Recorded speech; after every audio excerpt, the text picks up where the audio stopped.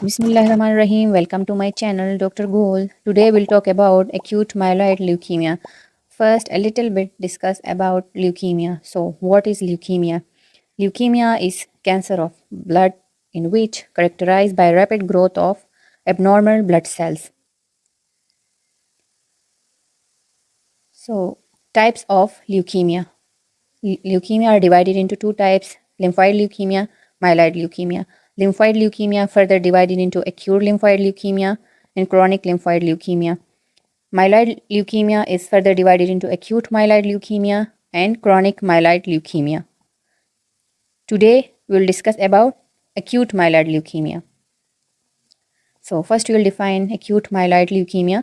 Acute myeloid leukemia is a cancer of the myeloid line of blood cells characterized by the rapid growth of abnormal cell, which is myoblast, that build up in the bone marrow and blood and interfere with normal blood cells production. It mainly affects in children as well as adults. So we have two types of marrow, yellow and red.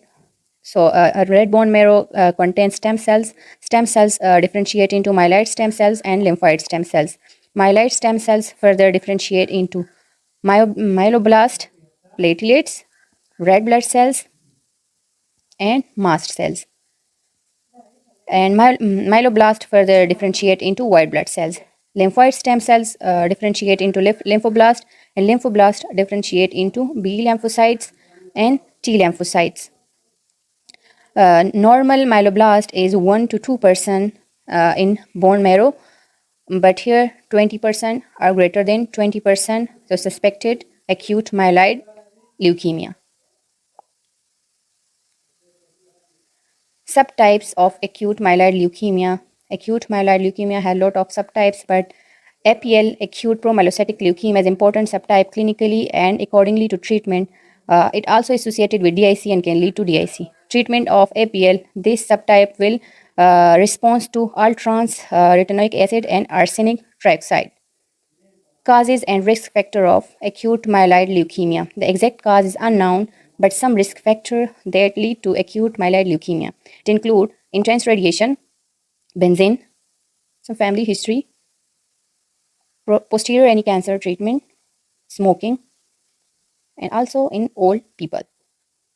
Clinical presentation of acute myeloid leukemia. Overproduction of white blood cell that decrease other cell production in bone marrow lead to, if there is a decreased production of platelets, so it may lead to thrombocytopenia that cause ecchymosis and bleeding.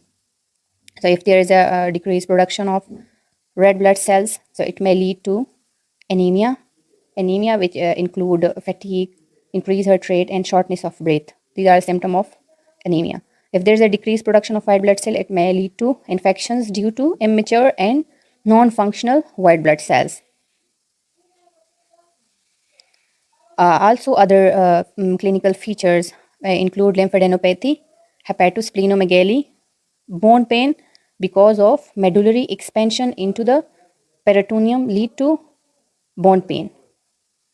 Leukostasis. Leukostasis is a condition characterized by an extremely elevated blast cells count that accumulate in vessels and lead to blocked blood vessels. It mainly affect in heart, brain, as well as in lungs. Leukostasis in AML occur when the white blood cell is greater than 150,000. So, if there is occlusion occur in heart, you see in a given picture occlusion in heart, it may lead to myocardial infarction and heart failure. So, if there is a occlusion occur in brain, you see in a picture, it may lead to brain infarction, headache, focal neurological deficits, seizures, and coma. So, if there is occlusion occur in lungs, you see occlusion in lungs. So, it may lead to dyspnea, hypoxemia, diffuse alveolar hemorrhage, and respiratory failure.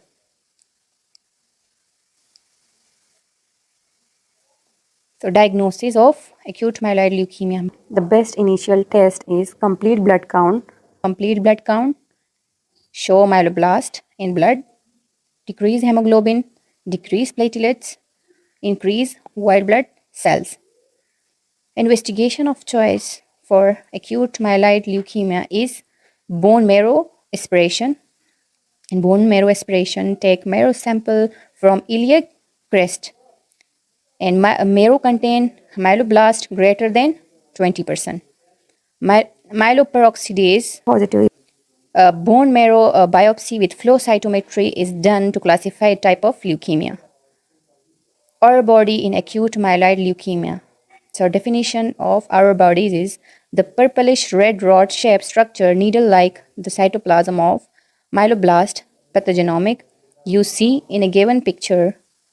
Needle-like crystal mostly seen in subtype of AML in M3, which is APL, and also in other types. Treatment of acute myeloid leukemia. Treatment of acute myeloid leukemia include chemotherapy. It kills fast-growing cells. Radiation therapy. It helps to kill cancer cells that settle in organs like liver and spleen. Bone marrow transplant. It stimulates, produce healthy cells in the bone marrow. Chemotherapy phases. It has two main phases, induction phase, also called remission phase, and post-remission phase. First, in induction phase, the goal is to kill the leukemic cells in the blood and bone marrow. This puts the leukemia into remission. Drugs include citrabine 100 to 200 mg, continue into infusion for 7 days, along with idarubicin 12 mg per day for 3 days. The goal of induction or remission phase is CBC is normal, blast cells less than 5% in marrow. Normally blast cell in marrow is 1 to 2%, and no any symptoms include lymphadenopathy and bone pain, etc. Post remission, also a consolidation phase. The goal of this phase is to kill any remaining leukemic cells that may not be active but could begin to regrowth and cause a relapse. In low risk patient, high dose citrabine 3 gram over 3 hours every 12 hours on day 1, 3 and 5 for 4 days cycle. In high risk patient, high dose citrabine and allogenic stem cell transplantation. In tumor lysis syndrome, and chemotherapy, when we give chemotherapy to kill cancer cells, the normal cells that are here are also destroy and release potassium. As we know, cell is a bag of potassium. As the cell destroyed by chemotherapy, lot of potassium release in the blood lead to hyperkalemia. Hyperuricemia, DNA and RNA formed by purine, and in product of purine is uric acid. Lot of cell destruction lead to hyperuricemia. Hyperphosphatemia. In hyperphosphatemia, nucleic acid, which is purine, attach phosphate group. So if breakdown of nucleic acid lead to increased phosphorus in blood. Hypocalcemia occurs secondary to hyperphosphatemia. At the end, renal insufficiency occurs.